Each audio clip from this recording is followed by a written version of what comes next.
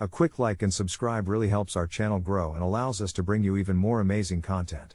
Thank you for your support. I never thought that a simple no could spiral my life into a relentless nightmare, but then again, I think we often underestimate how quickly the human mind can twist itself into the shape of malice. It all started when my neighbor, who I had always considered friendly, knocked on my door one chilly autumn afternoon. He was desperate, explaining that he had family visiting and no parking space available, pleading for just one day's use of my extra spot, something I had meticulously preserved since my brother had passed. I felt guilty, even as I formed my words, recalling that it wasn't my responsibility to accommodate him. "I'm sorry, but I really need that spot," I said firmly. He blinked, disappointment flashing across his face, and for a split second, I worried I had crossed some invisible line. "Okay, suit yourself," he replied, his voice slipping into that unsettling calmness that made the hairs on the back of my neck prickle. That evening, I settled into my usual routine, but the air in my apartment felt thick and stifling, as if the walls themselves were eavesdropping. The next day, I noticed my neighbor's car parked in front of my driveway, blocking my entrance. It wasn't the first time this had happened, but now it felt like a direct challenge. I stepped outside, greeted by a swollen sense of dread. "Could you move your car?" I called out, forcing a smile that felt feeble. His response sent chills racing along my spine. "Not my fault your spot is empty, is it?" From then on, it felt like a war, each day adding fuel to the fires of resentment. He called in false complaints about my late-night music. Neighborhood Watch was informed that I had too many guests parked out front, and it wasn't long before I realized he made it clear to others that I was a nightmare neighbor. The whispers slithered through the streets like an unwelcome fog, suffocating every connection I'd formed in the block. Isolation wrapped around me, a warm but suffocating blanket. I went to my car one moonlit evening only to find it scratched, deep gashes carved across the pristine paint. I stood there, heart racing, and it hit me that this was no coincidence. When I confronted him, he merely laughed, a cruel, hollow sound that haunted me even in my dreams. It wasn't long before every friendly face in the neighborhood turned away, lost somewhere in the disarray of rumors and twisted truths. I decided to take a different route and began documenting everything, each incident meticulously noted in a notebook, the complaints, the damage, the ominous notes slipped under my door. It felt sensible at first, like a lifeline thrown into a pool of chaos, but as the pages turned, the act felt increasingly paranoid and desperate. One night, racked with anxiety, I curled up on my couch with a few glasses of wine, hoping the alcohol would dull the sharp edges of fear. While grappling with insomnia, I decided to check my doorbell camera, both for shreds of sanity and evidence. I just wanted to run through the footage of the night I had scratched paint. To my horror, I discovered something I could never have anticipated: my neighbor standing outside, wearing a thick black hoodie, his face obscured beneath the darkness of a winter night. He loomed by my car, pouring some clear liquid onto the trunk. It shimmered like a bright star when it caught the light. I panicked, realizing I had forgotten to lock my door. Shoving past the beers and the remnants of junk food, defense mechanisms against the chilling apprehension now boiling my blood, I ran to the door, my heart pounding a thunderous rhythm. I flung it open, but he was gone, leaving behind an echo of laughter that felt like ice spilling through my veins. The next day, I filed a police report, but the officer, a weary middle-aged man with coffee stains on his uniform, seemed more amused than concerned. "Just a neighbor dispute, ma'am, nothing serious," he chuckled, dismissing my escalating paranoia while I insisted through gritted teeth that his actions had crossed an unsafe line. Days turned into weeks, but the situation escalated. One morning, I woke to find my entire car was covered in eggs, some smashed and gunky, the others still intact like rotten grenades. I could no longer discern the difference between reality and a waking nightmare. Was it even possible for someone to be that vindictive? A dark reflection of my own thoughts bubbled up, suggesting maybe this monsoon of chaos wouldn't end until I retaliated, until I dove as deep into this nightmarish rabbit hole as he had. But just as I found a tiny ember of resolve within, unease cloaked me as I spied him staring at me one lonely afternoon, a wide grin plastered across his face. It twisted something inside me. Perhaps this was all a game to him. I sought answers, diving into deeper roots. I tracked whispers of past neighbors who had endured their own terror at his hands, piecing together a fractured narrative that revealed a history soaked in acrimony. Each encounter morphed into dread, the shadows thickening with lies. The sense of friendship had crystallized into something sinister. My final attempt to reclaim my space felt extravagant, even foolish. I tossed out everything I had documented and staged a confrontation I knew bordered on insanity. The night felt thick with foreboding as I cornered him outside, demanding he leave me alone, but he merely laughed again, that infuriating, deep sound that wrapped around my consciousness like a vice.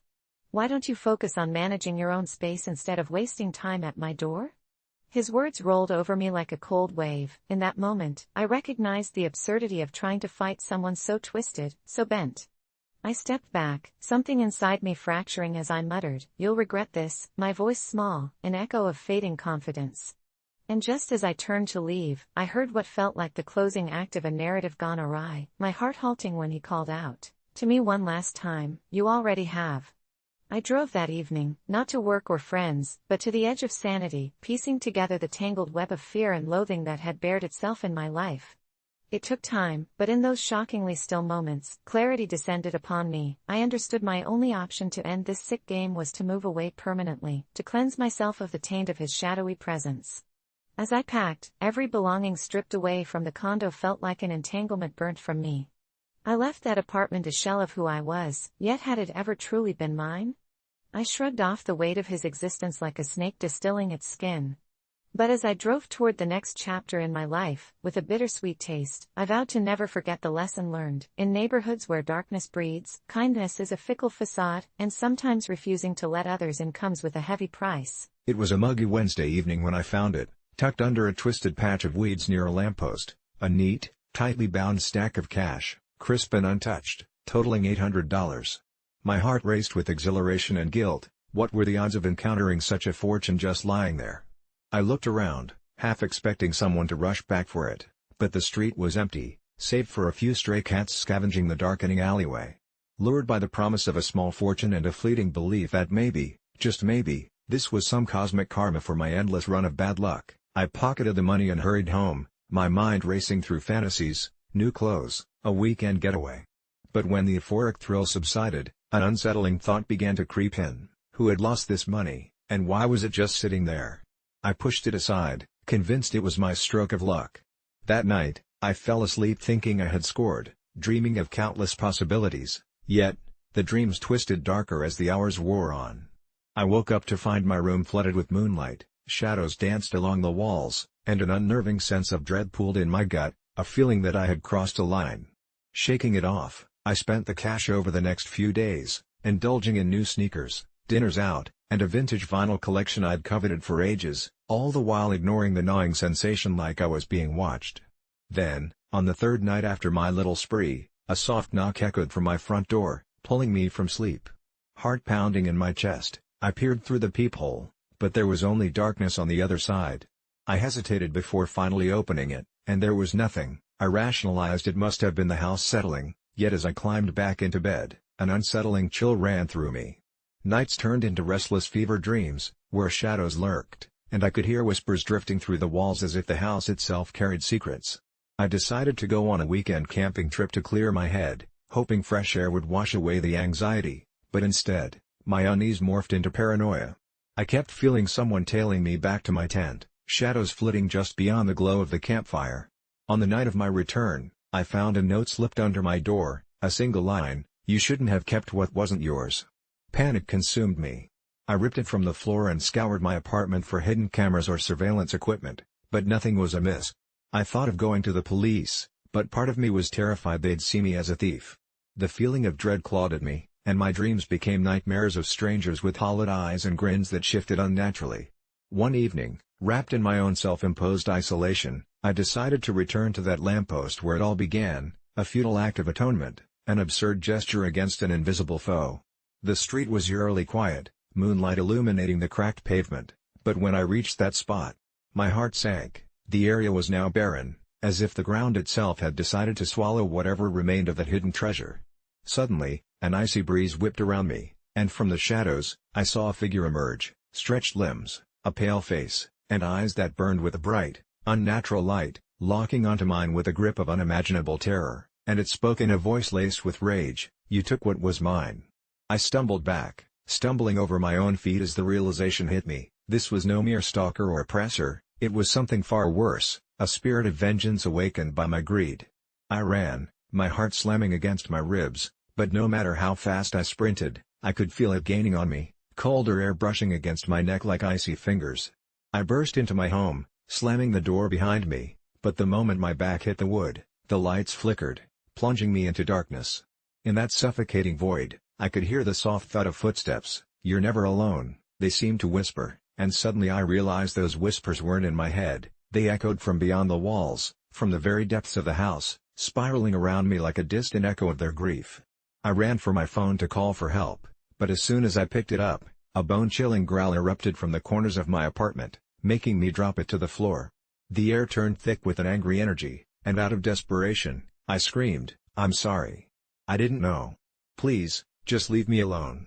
Silence fell like a crushing weight, but the peace didn't last long. The lights burst back on, revealing my living room immersed in shadows stretching and writhing on the walls, and as I turned, there it was again. That wretched figure, now standing right behind me, a sinister smile splitting across its face. "It's too late for apologies. You shouldn't have kept what wasn't yours," it hissed, its breath cold as winter frost, and I felt my heart shatter. In an instant, the world faded to black, and when I opened my eyes, I was right back at that lamppost, but this time, I was staring down at my own lifeless form sprawled on the cracked pavement, as another wretch like me moved to gather the cash scattered beside my body. And in that moment, I understood, the cash was never meant for me, it was a curse, an anchor to drag the greedy into the abyss, and as my hollowed eyes looked back at the living world, I realized I was doomed to wander these silent streets, watching one unfortunate soul after another pick up that cursed money and spark the cycle of misery all over again. It was a rainy Saturday morning, and the small coffee shop on the corner was packed, mirroring the storm outside with its chaotic energy. I managed to snag the last table, a tiny two-seater with a view of the dripping city streets, just as the door swung open to let in a gust of wind and a figure I would soon come to regret. She stumbled in, a wild-haired woman in a tattered raincoat, her face obscured by a tangle of frizzy curls, and for an instant, everything around me fell silent. She hovered in the doorway like some tragic specter. I caught a whiff of her as she approached the counter to order, and it hit me like a brick wall: sweat, rot and something I couldn't quite place, a medley of unkempt days stacked one atop the other like trash piling up in a back alley. I instinctively retracted my shoulders, suddenly hyper-aware of the people left standing in the queue, but they all wore expressions of discomfort, mirroring my own. Every instinct told me to maintain my distance. Her essence intruded upon the coffee shop's warm, cinnamon-tinged ambience. I was already watching people navigate between the tables, searching for a place to sit, and as I sipped cautiously on my overly sweet vanilla latte, I hoped she would find a corner where her smell wouldn't reach me. But life is never that simple. She approached my table, draped her coat over the back of the chair opposite me, and smiled a toothy grin that felt more like a warning than anything else. "Is this seat taken?" she chirped, and the pit in my stomach deepened as the aroma clung to the air around us, a thick, suffocating blanket that made my brain scream for escape. I wanted to be polite, to tell her I was waiting for someone, but the words caught in my throat, twisted by the harsh reality of her scent clinging to every surface. Instead, I cleared my throat, forcing a strained smile. "Actually, I'm just waiting for a friend," I replied, emphasizing the word friend like it was a sacred charm. She blinked and leaned in closer, the stench intensifying as if she had inhaled all the miseries of the world and exhaled them right in my direction. "Oh, come on, there's no need for that," she said, her voice a strange mix of persistence and desperation that instantly spat in the face of my discomfort. "It's a crowded place, just a quick sit until they find a seat." I felt my throat tighten further. I wanted to rise like a ghost, but the warmth of the latte paled in comparison to the cold, invading anxiety clawing at my chest. I could feel the eyes around us narrow in scrutiny, silently judging me, and I knew that I had to stand my ground because the alternative was unthinkable. I shook my head slowly, my pulse pounding in my ears. "I'm sorry, but I really can't. I need some space." The silence that followed felt heavy, as if the whole cafe held its breath, waiting for her reaction. Her expression shifted from surprise to something darker, a flicker of indignation igniting beneath the surface of her frazzled exterior. "You're really going to turn me away? Just because of how I smell?" she hissed, her voice dropping low yet piercing, echoing between tables, punctuated by the clinking of mugs and muted chatter that seemed to suddenly fade into mere background noise. My chest tightened, caught between a wave of guilt and the suffocating dread of being captured by her discomfort. I wanted to scream to the world that I wasn't the bad guy here, that this wasn't about her as a person, that my senses were fighting a losing battle against her reality. But it was too late. In her narrowed eyes, I saw the slow dawning realization that I might be one of the few people refusing to let her presence invade their space. She sat back, huffing, shoulders slumping, tail between her legs. I could tell she felt it, the weight of her own isolation, the lack of kindness in an unfriendly world, but I was drowning, gasping for clean air. That's when she leaned forward again, eyes alight with something indefinable, an unsettling spark swirling behind them. You know, there's a name for people like you. They call you made of money and you turn your back on someone who just needs to rest. You won't remember this moment, you'll move on with your perfect, clean life while I'm left here in the dirt you won't even acknowledge. I braced myself for a possible outburst, but every moment of tension bent its spine back upon itself, wrapping the room in an atmosphere thick with anticipation. I wanted to hurl my guilt at her, to explain that I didn't have a perfect life, I had bills that made me sweat in my sleep and deadlines that haunted me. But her words cut deeper, and I found myself staring down into my latte, the froth swirling like crowded thoughts in my mind as shame crept over me like a thief in the night. I'm not the bad guy here, I attempted to insist, voice trembling with uncertainty and helplessness, but I was drowning in her eyes, the raw emotion behind them flaying the fabric of my justification. Then, slowly, she straightened, mouth a thin line, and for a moment, I thought she might cry. Instead, she threw her head back and laughed. It wasn't the laughter of someone who found joy, it was the brittle kind that echoed of deep wounds and ancient hurts that made me wonder how often had she been ridiculed in this very way. Anger flared briefly at the edge of my thoughts, casting shadows of self-doubt into the void. Was I really the monster I'd been painted to be? The onlookers shifted in discomfort. It appeared to be a performance now, a spectator's sport of empathy versus survival. The barista even paused as she made cappuccinos, casting sideways glances at us as the mayhem unfolded. I wish I could have shrunk down into the woven fabric of the chair, to escape the twisted narrative taking form. You know what, she said finally, a dangerous confidence threading her voice, you might think you're better than me now, but if you saw what I saw, if you felt what I feel, you'd run screaming into the night. My stomach churned as her words slithered into my mind, sharp and sinuous, and I did not want to imagine. We were worlds apart, yet standing in the same coffee shop, and I wasn't proud of the thoughts rolling through my head, thoughts that toyed with my sanity, testing the limits of my own humanity. I could hear my heart pounding within the petrified silence, the air thick as if the rain outside had seeped into our souls. Every interaction matters, she hissed, leaning closer still, unyielding. I held my breath, feeling myself unravel, wishing for the comfort of ignorance, and just when I thought it couldn't get worse, she added, you think you understand what hell smells like, don't you? The way she said it settled into my mind, twisting something deep inside me that tasted like regret and fear. I suddenly feared she could see through my facade, peel back my parameters and expose all that lay in ruin beneath. I was just about to protest, to shove her back into the abyss she claimed to know so intimately when, without a moment's warning, her left hand moved with precision to her coat pocket. Instinctually, I shrank back, my heart racing, wondering what she could possibly produce from that tangle of fabric. But then a glint caught the light, and in the size of an instant, I realized it was a small brass key, the kind you might find in an old hotel room. You know, ever since I showed up, you have been hating this moment, she whispered fiercely. But I could set you free, you know? I keep the worst of them at bay, all you have to do is ask. My gaze darted around the coffee shop, searching desperately for a sign of absurdity, for anyone to back me, but their eyes had diverted, and I was left tethered to this strange, grim pact looming at the fringes of sanity.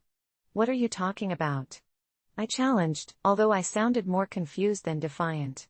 She leaned closer still, and I felt the unmistakable sting of desperation and danger weaving through the air. I know people think I smell bad, but you don't understand. There are demons where you can't see, they cling to people who let them in. I've held them back. You don't have to live with that fear.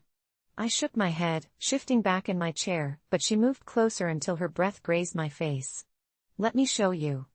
I couldn't shake the sensation sprinting up my spine, her hand twitched like it was beckoning me to reach out. Then it was as if the world around us fell away, like I was in a dark vessel with no exit, feeling hovering eyes that weighed heavy upon my back. The scent, the woman, everything converged into a living nightmare before it struck me how wretchedly hopeless I felt. Was it wrong to reject her? Was I complicit in her suffering? The air was thick with a bittersweet kind of tension, like looking in the mirror and not recognizing who stared back. And in that fleeting moment, I could hear whispers creeping down the edges of reality, muddying the waters of my sanity. You could run, she was saying, but wouldn't you be curious? Wouldn't you want to know what you push away, what you so readily abandon in your comfortable life? Every instinct screamed at me to say no, to refuse, to go back to my latte and the momentary safety of shallow pleasantries, but I felt something else kindle inside me. I leaned slightly closer, just a breath as I murmured, "What do I need to do?" The laughter returned, twisted and sharp, but then her expression shifted, and she froze, eyes glimmering with sanity and chaos interspersed. "Nothing, really. Just acknowledge what is around you. Just for one moment." And then in that celebrated whiplash, I gasped as she broke into a wide grin and suddenly the cafe fell silent. I twisted my head around like a puppet on strings to see what lay behind me, but there wasn't anything there, just the reflective glass that taunted my confusion. "Your demons are real, but they take many shapes," she continued, voice low and mesmerizing, and in that inward feeling, the vibrations of anxiety raced up my throat. The key suddenly felt immensely heavy in her hand, like it was holding a world I couldn't comprehend. "Acknowledge them, and you might find what really haunts you isn't me at all." And just like that, a shiver coursed up my spine, underlining the unsettling reality that perhaps I shouldn't have pushed her away. Perhaps I would walk out of this coffee shop and carry her stench with me, her essence following, wrapped around my neck like a noose tightening with every breath.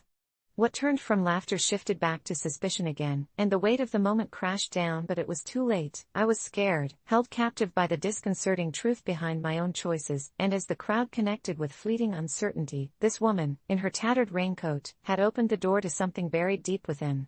Darkness doesn't require permission, it just waits in the shadows, waiting to devour you whole while you dismiss those looking for refuge, blurring the lines between safety and fear.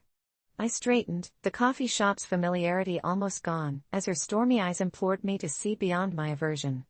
And deep down, as the rain thrummed against the windows and people shifted in their chairs, I realized I might have made a choice in that moment, a choice that I would come to reckon with long after we parted ways. The coffee shop could never provide the safety I craved, only a fleeting mask over hidden truths.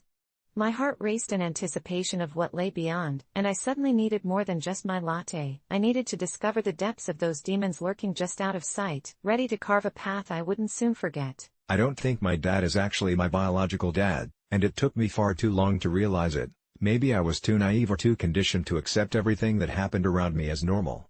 Growing up, I had always felt a strange disconnect, as though I was watching my life unfold through a glass barrier while everyone around me glided seamlessly through their roles. My mom, immersed in her cooking and her laughter, my little sister, joyfully bounding after butterflies in our sprawling backyard, and then my dad, a steady figure, but one who always seemed to have an air of secrecy about him. The first time I questioned it was at a family reunion when I was around 10. I overheard my aunts whispering about how I looked nothing like him. They tittered nervously and then changed the subject as my dad approached. "What do you mean?" I nervously laughed, a little too loud, the ice in my soda clinking against the plastic cup. But suddenly I felt a wave of fear wash over me, an instinctual recognition that I needed to be vigilant. The years drifted by, and in the little things, a crooked smile that didn't seem to match his, a penchant for potato salad that made me wrinkle my nose, my uncertainties expanded, yet I brushed them aside. I was a decent student, always bucking against my passion for the arts in favor of the solid foundation of academics, and it was in my sophomore year of college that a simple DNA test altered the course of my life forever. I remember sitting in my dorm room, nervously tapping my fingers against the wooden desk as the results flashed on screen. Every word felt like the detonation of a bomb in my world. The screen displayed that my father wasn't my biological dad, and the seconds that ticked away in bewilderment turned into an eternity. The weight of the knowledge clung to me, a weight mixed with fear and an inexplicable compulsion to uncover the truth, shoving me deep into a rabbit hole I didn't know was there. Armed with my laptop and a burning desire to unearth fragments of my past, I began an intrusive exploration, first tracing the family lineage, poring over old photographs, visiting my grandparents, who struggled to make eye contact with me as I asked about my dad's birth. Each layer I peeled back dulled the colors of my childhood memories until at last, an old box in my parents' attic caught my eye, addressed to me in my mother's flowing handwriting. My heart dove as I wrestled the box free from the cobwebbed corners. Inside were faded papers, crumpled medical documents, and a journal that reeked of mothballs and secrets. I started reading, my breath shallow, when the truth slithered to the surface like a dark, bloated worm. My mother, faced with a medical condition that made natural conception impossible, had resorted to an anonymous donor, and while my heart slammed against my ribs, a deeper unease crept in. I discovered references to a child, my child, who had gone missing shortly after birth, and my shallow breaths quickened into panicked gasps. I stumbled upon a name, the name of a man whose photo had been tucked away between the pages, my twin brother. The more I searched, the more layers of ambiguity unfurled. My cell phone buzzed as I stood frozen, revealing a call from my dad, and for a moment, I thought I might hear his normal voice, but something told me to ignore him. I was drawn deeper, navigating through databases, forums, and social media groups obsessively searching for someone, anyone who'd known my brother. I learned that he had vanished without a trace in the summer of '98, just a few days after the adoption paperwork had been filed, and with every new detail, I felt a hollow echo filling my psyche. Fearing the possible ramifications, my heart ablaze with anxiety, I decided it was time to confront my dad. Sitting across from him at the kitchen table again felt surreal. He was the same man I had spent my childhood idolizing, yet I couldn't bear to see him as anything other than a shadow now. "Dad," I began, my voice trembling like a sheet of paper caught in the wind, "who is my biological father?" His face turned to granite, and in that instant, I watched the life leave his eyes, nerves crackling between us like a live wire. When he finally opened his mouth, the truth was so unexpected that it felt like knives twisting beneath my skin. "You're not supposed to know. It wasn't meant to come out like this." I felt the world tilt beneath my feet, and in that moment, I understood I was not just some kid with a forgotten story. I was the keeper of a truth too painful to bear, and nestled within it lay the shadows of an unspeakable reality that I could not have anticipated. It was in that moment, sitting half-lit by the dull fluorescent kitchen light, that the unspoken realization dripped down coldly on my spine. My dad might have been living under some sorts of delusions, or worse, he had been lying to protect me from something monstrous lurking in the dark corners of our past, inevitable and visceral. I knew, suddenly, that I had to escape it all, this fragile life I had clung to. The forced smiles my dad wore, the aching void left by absent truths came crashing down like dominoes, but as I prepared to run, the truth settled between us. My dad wasn't just lying about my origins, he was lying about the darkness that consumed the family before I had even arrived, the truth that buried itself in the past. I suddenly felt a wave of nausea wash over me, awareness crashing like waves. What happened to Bill was suffocatingly real.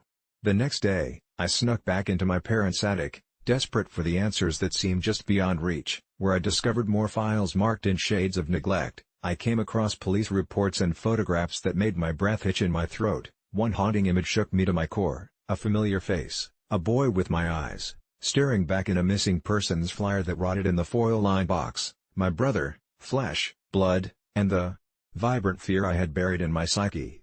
I dug deeper, piecing together a timeline that laid bare the cruel machinations of fate. It turned out my dad wasn't just a protective figure, he had orchestrated my entire existence to shield me from the truth, and as they say, the sins of the father linger long after the last breath. My dad might love me, but he had introduced a reality to my life so tragically twisted. As night crept in around me, so did the shadows of realization. I felt the ghastly pull of this buried lineage, a haunting desire to find my brother or confront the darkness behind his disappearance.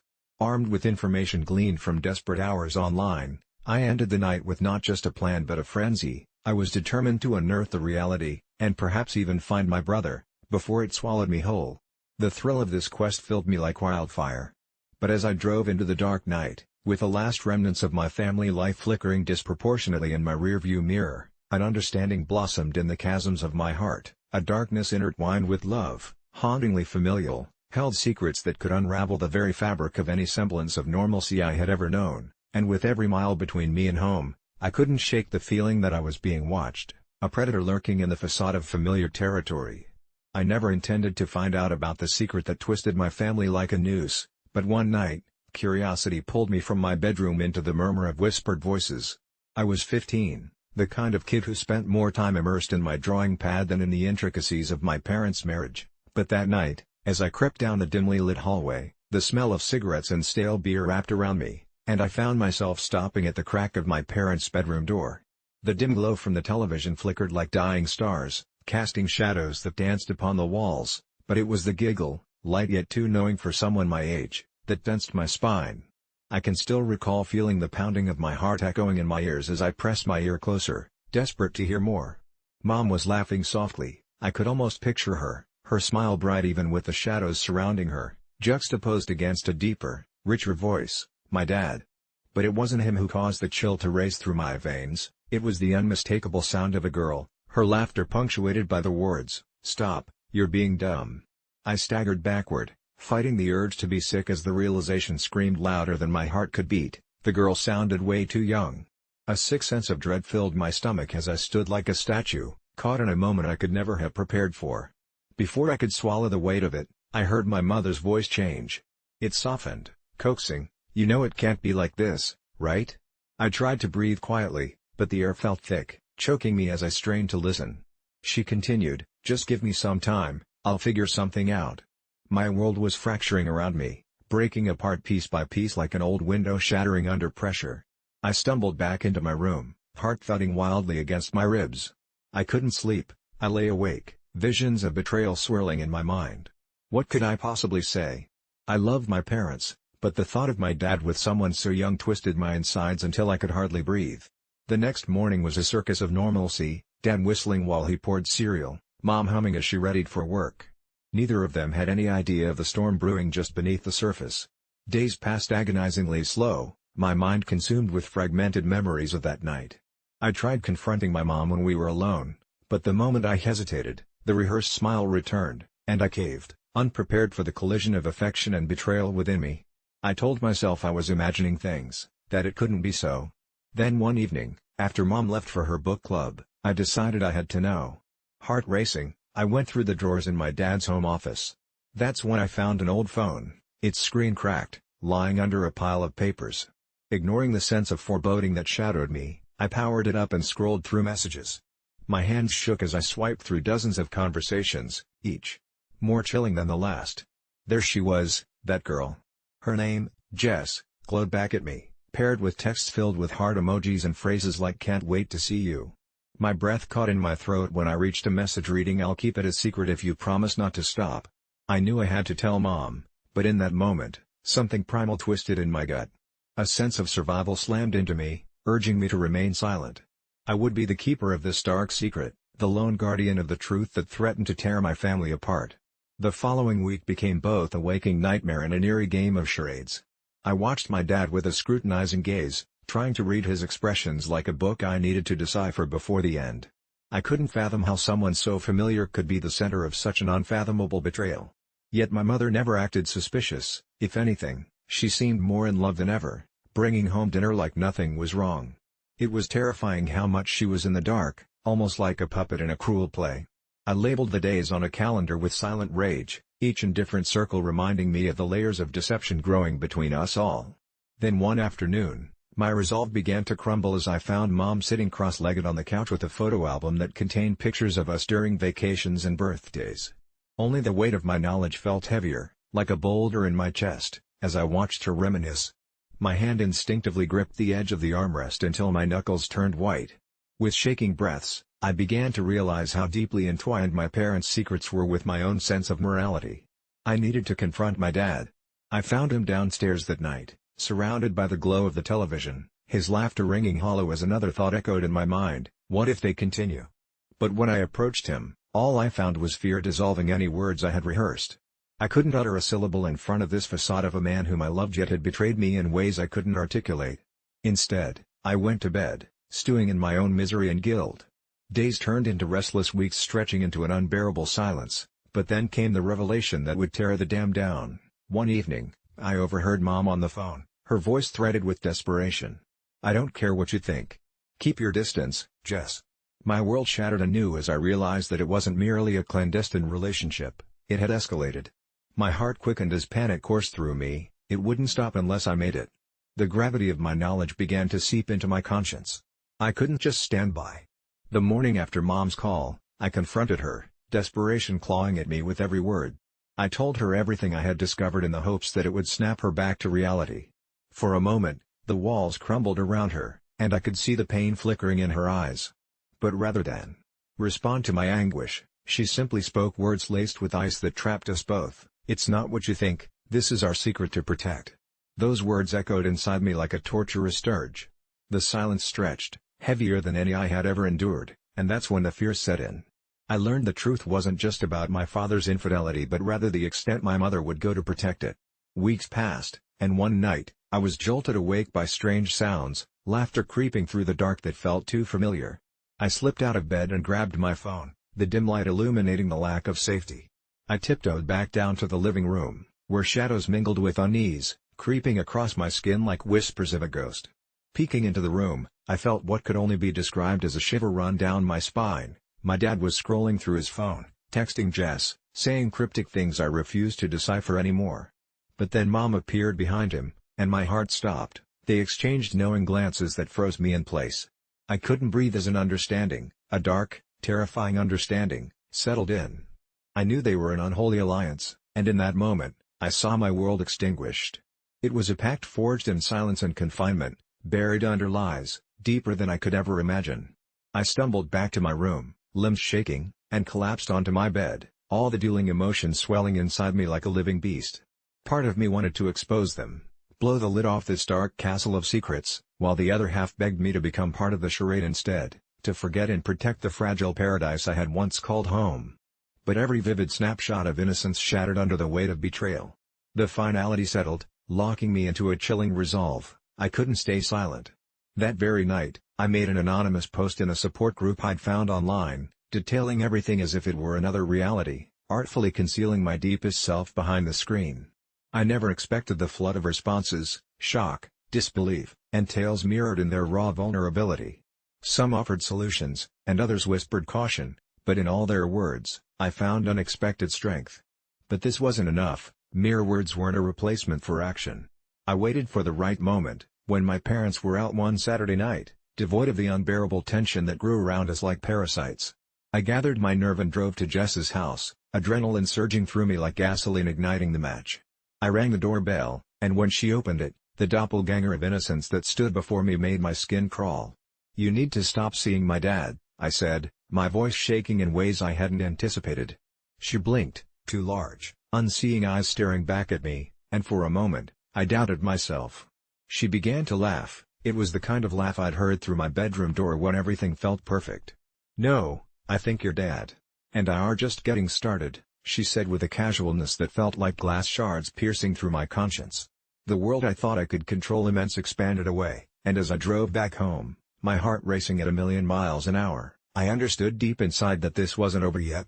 I didn't know how I would stop the encroaching darkness around our family, but I sensed something was coming, dark and violent. Months later, the truth erupted like spores on the wind. A fight broke out when I stumbled upon a text while trying to make sense of my father's patterns. "I'm coming over after school," Jess had written.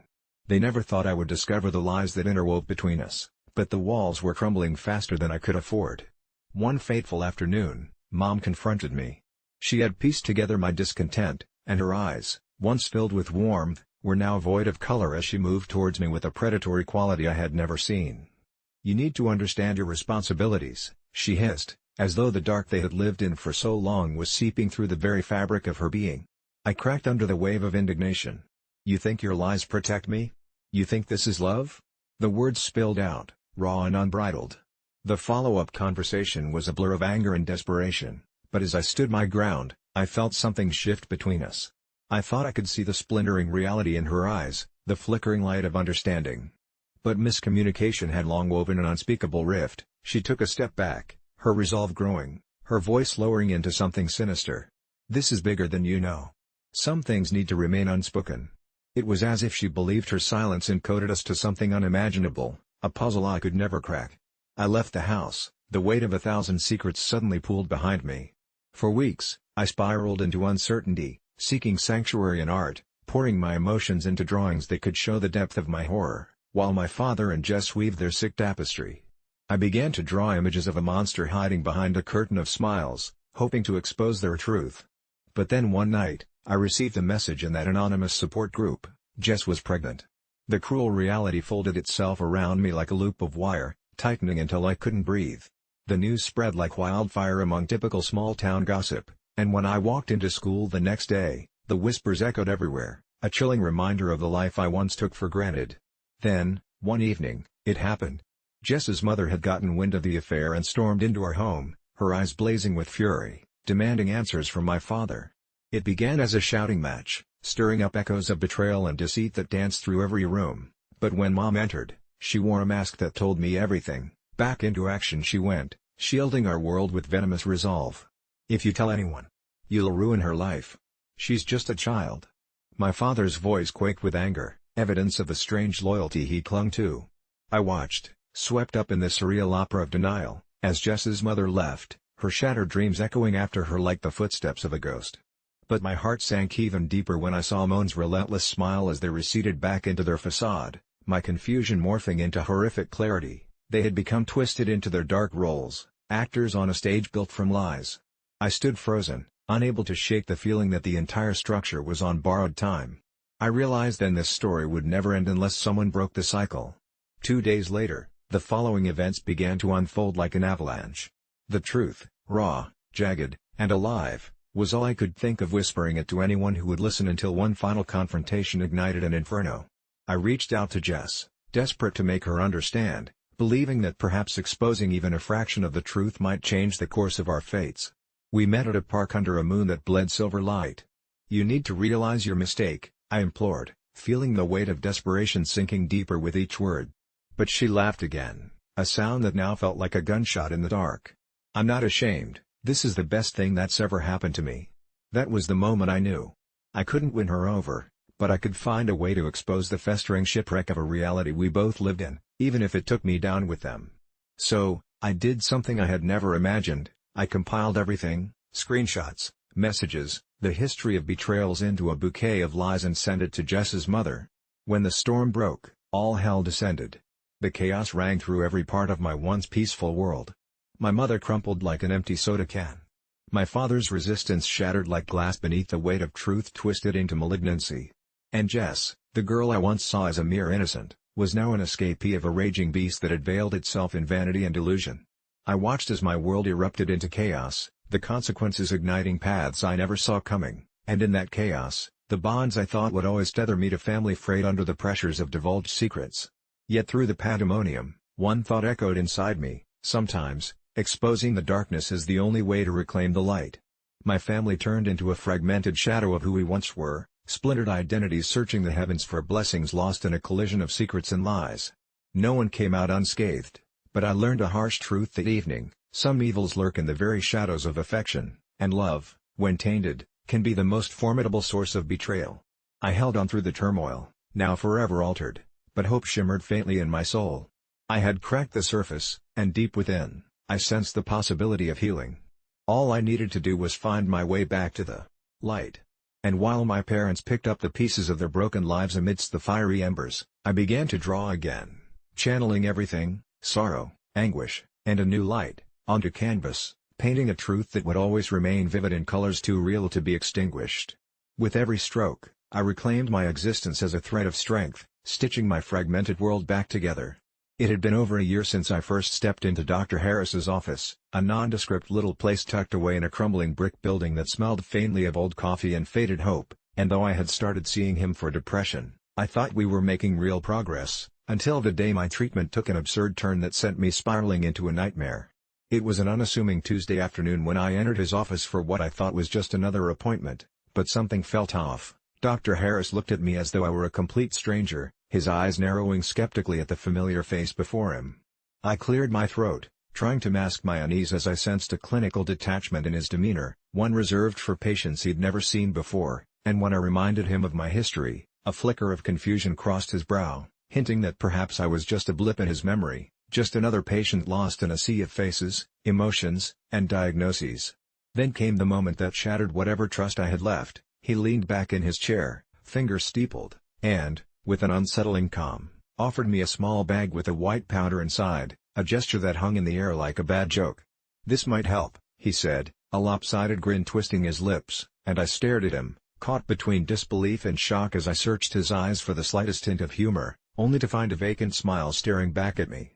"You know, for the pain," he continued, and my heart raced as I tried to process how my psychiatrist, the man I had turned to for help, was not only failing to recognize me but was also suggesting I self-medicate with cocaine, a drug I had only ever read about in sensational headlines. Frantic thoughts hurtled through my mind, wondering if I hadn't just stumbled into a surreal alternate reality, and I began fumbling for my phone, wondering how quickly I could escape this twisted scene. But before I could gather myself, Dr. Harris leaned closer, eyes glimmering with an intensity that sent an icy shiver down my spine. "You want to forget, don't you?" he said, voice low, smooth as silk yet laced with a sinister undertone, and the tainted air in that dim room felt somehow alive, as if it were holding secrets I was never meant to uncover. At that moment, I was no longer just a patient, I was a rabbit caught in the gaze of a predator, and the walls that once felt safe now seemed to close in on me, warping the air with an oppressive weight. He continued pushing the bag toward me, his once comforting presence now twisted into something grotesque, and I was overwhelmed with a growing sense of horror as I envisioned the desperate things that could emerge from the shadows of his mind. I stumbled back, shaking my head, desperate to escape the bizarre confrontation, but deep down, a voice whispered that I couldn't leave just yet. Instead, I managed to sputter out a refusal, insisting that I was not looking to forget, but to heal, only to watch as that crooked grin faltered briefly before he recoiled, an eerie smile returning that made my skin crawl. "Healing is overrated," he retorted, the light in his eyes dimming as the clinical facade slipped away, revealing something darker, something feral lurking beneath his polished exterior. I turned to leave, the weight of his stare pressing cruelly against my back, but as my hand gripped the door, I hesitated, my mind racing with the implications of his actions. Did he truly not remember me? Or was this some perverse game meant to test my resolve? My pulse quickened as I considered all the therapies we had tried together, sessions spent bearing my soul, unraveling years of bottled pain and bitterness, and here he was, offering an escape into a world where sanity seemed a mere afterthought. If he didn't recognize me, did that mean I was just another unfinished puzzle he'd cast aside? Half-asleep dreams of self-destruction danced at the edges of my vision, and I found my mind racing, contemplating medicine's darker manifestations, the therapists who had crossed ethical lines, their boundaries forever lost in their pursuit of some twisted truth. I shook my head again, pleading for clarity, but Dr. Harris simply leaned back and waved a dismissive hand, as if to erase my protests without so much as a thought. "You think too much. Sometimes you have to dive in to understand the waters," he mused, and in that moment, a sliver of primal fear opened inside me. This was not the man I once trusted, and I took my chance to bolt from that room, or so I thought. As I reached for the handle, a sudden wave crashed over me, my sanity felt fragile as I crossed into the unknown, and the lingering offer of a hollow escape clung to my thoughts like a phantom. I stumbled into the hallway, gasping as reality collided with surreality, and panic set in. Others wandered through the building, blissfully unaware of the darkness threaded in their own therapy stories. I half convinced myself to call the authorities, raging against what I'd just experienced, but as I reached for my phone, I realized I had left it behind in the grim office, the final tether to my sense of reality now adrift in his haunted space. I took off running down the staircase 2 steps at a time, every footfall a reminder that I had shared my deepest fears with a man who no longer seemed human. Doubts flooded my mind as I questioned my own memories. Did I dream our sessions? Was it all in my head? I burst through the main door and into the gray afternoon, needing the clarity of fresh air against my fevered skin, but as the light stabbed my eyes, I felt as if a darkness had seeped into the world around me. I stumbled through the city, my senses heightened, scanning faces for any sign of familiarity, my heart pervaded by a relentless dread that seemed to echo what Dr. Harris had said. I wanted to forget. Hours passed in a blur of anxiety, the question of whether I should trust the memories, flooding my mind overshadowed by the cacophony of thoughts. As the sun began to set, the once bustling streets felt increasingly deserted. The fear coiled tighter as shadows took on an unnerving form, each misplaced glance and whispered inquiry amplifying the turmoil swirling in my gut. By nightfall, paranoia clawed at me, intertwining with the remnants of hope. I turned to the only option left, the one place where I figured people still believed in the shared connection of healing. I made my way, each footfall echoing with the remnants of that encounter, past the neon signs of bars and restaurants filled with laughter that felt alien to my sinking heart. I finally reached my friend Jenna's apartment, a refuge from my descent into madness, and as I knocked, desperation clawed at my throat. The door creaked open, and I was met with her warm smile, the flickering light behind her casting a gentle glow around her like a guardian angel. As I poured out my harrowing experience, the comfort of her presence began to wash over me, bolstering my resolve. Jenna listened intently, her brows furrowing with concern as my words spilled forth, and she pulled me closer, assuring me I was safe. But as I began to settle, trying to shake the terror of Dr. Harris's dismissal, I suddenly felt the weight of her gaze change, a flicker of recognition passing over her features and then a shadow of uncertainty creeping in. "He didn't offer you anything, did he?" she asked, her voice steady but tinged with an edge I savored too late. A sickening realization pulled in my stomach, and I knew then that Dr. Harris wasn't just losing memories, he was losing his grip. As that truth settled deep within me, I could feel the walls of my fragile sanity thin in the wake of what my mind could no longer distinguish between reality and nightmare, leaving me suspended in a limbo where fear became my only friend, and the shadows I had once escaped could now hold my darkest truths. In a house that creaked with the weight of secrets, I learned to navigate the silence like a pro, slipping through the shadows unnoticed, an invisible witness to the chaos that played out behind closed doors. My dad and stepmom never missed a beat when they laughed or argued, their voices would echo through the walls like a twisted lullaby, but there was something unsettling about the way my dad's laughter sometimes turned into a knife-sharp yell, slicing through the air and making everything feel like it was about to shatter. On most nights, I would drown it all out, the TV's glow flickering like a lifeline in that dark abyss, but on this particular evening, something shifted in the air. I felt a tugging at my gut, a compelling urge, as strong as gravity, making me want to lower the volume while they were in the next room, arguing over something trivial yet somehow profound. You know how it is, the kind of nothing that spirals into the kind of everything you never wanted to witness, the dark underbelly of everyday life. I flicked the remote and, just like that, the TV's drowned-out chatter faded into the background, swallowed by the heavy tension emanating from the other room. I listened intently, the silence clinging to my skin, and heard them once again. "You're never there for me, Nathan," my stepmom shouted, her voice cracking like glass under pressure, slicing sharply through my fortified bubble of noise. "What do you want from me? I'm working hard to keep this family together." Dad shot back, his temper flaring, and just like that, my heart raced, a primal pang of fear and intrigue intertwining, leaving me a mere spectator trapped in a ring of emotional warfare. The moments that followed felt eternal, they threw words like weapons, dismembering each other's very essence. "You think I wanted this? You think I wanted to take care of someone else's kid?" I held my breath, not just for the grotesque blow that hung heavy in the air between them, but for the hollow pit that grew in my stomach, aching because I knew she was right. I had invaded their perfect little world, a child of alimony and visitation rights intruding on their fragile happiness. That night marked another descent into discord. I went into the living room, heart pounding, the remote still clutched firmly in my palm, contemplating whether I should turn the volume back up and drown out the echoes of things that should have stayed unsaid, but instead, I held still, enraptured by their turmoil. The arguments started becoming worse, escalating into tidal waves of rage that peaked and then receded, leaving me stranded on emotional debris, picking through the wreckage of their love and hate, my heart racing each time they argued over who had left the lights on, or why there were dirty dishes in the sink again, a horrifying reflection of a family structure built on quicksand. In those moments, I became a puppet master, manipulating the sound levels while they lost themselves in the spirals of blame and resentment. It became a twisted game, a dance with the devil in their voices as I immersed myself deeper into the shadows, feeling that jittery thrill of control slip through my fingers like sand. The night the argument spiraled out of control was like no other. My dad began pacing like a panther, anxiety radiating off him, while my stepmom's eyes blazed with unfathomable fury. "You want me to leave? Fine, I'll leave. Just watch me," she screamed, and I felt an instinctual stir of dread, like a storm brewing far off in the distance, too gorgeous to look away from but too terrible to withstand. I pressed a finger against the remote, holding down the volume button, watching their silhouettes dance in the hallway, their emotional landscapes shifting into something unrecognizable, a husband and wife at odds or two strangers clutching onto what remained of a tattered union.